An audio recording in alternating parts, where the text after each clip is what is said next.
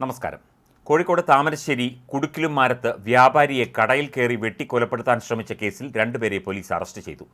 താമരശ്ശേരി ചുടലമുക്ക് നട്ടൂർ വീട്ടിൽ പൂച്ച ഫിറോസ് എന്ന് വിളിക്കുന്ന ഫിറോസ് ഖാൻ, കുടുക്കിലുംമാരം ആലപ്പടിമൽ കണ്ണൻ ഫസൽ എന്ന ഫസൽ എന്നിവരെയാണ് താമരശ്ശേരി ഡിവൈഎസ്പി അറസ്റ്റ് ചെയ്തത്. ഈ മാസം 18-നാണ് സംഭവമുണ്ടായത്. സംഭവത്തിന് ശേഷം കർണാടകയിൽ ഒളിവിൽ കഴിഞ്ഞ പ്രതികൾ നാട്ടിലേക്ക് പണം സംഘടിപ്പിക്കാനായി വരുന്നതിനിടെയാണ് മുക്കം കളന്തോട് വെച്ച് പിടിയിലായത്. ഈ മാസം 18-ാം തീയതി ഉച്ചയ്ക്ക് ഇതേ കേസിൽ പിടിയിലാവാനുള്ള ചുരുട്ട അയ്യൂബിൻ്റെ ബന്ധുവിൻ്റെ വിവാഹ വീട്ടിൽ വെച്ച് പ്രതികൾ നാട്ടുകാരുമായി വാക്കേറ്റത്തിൽ ഏർപ്പെട്ടിരുന്നു.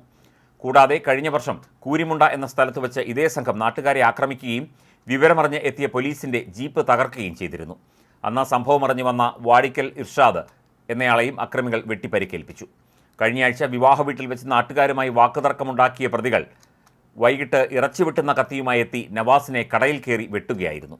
കഴുത്തിന് വെട്ടിയത് നവാസ് തടഞ്ഞപ്പോൾ കൈപ്പത്തി രണ്ടായി പിളർന്നു. പിന്നെയും വെട്ടാനോടിയപ്പോൾ നവാസ് ഓടി രക്ഷപ്പെടുകയായിരുന്നു.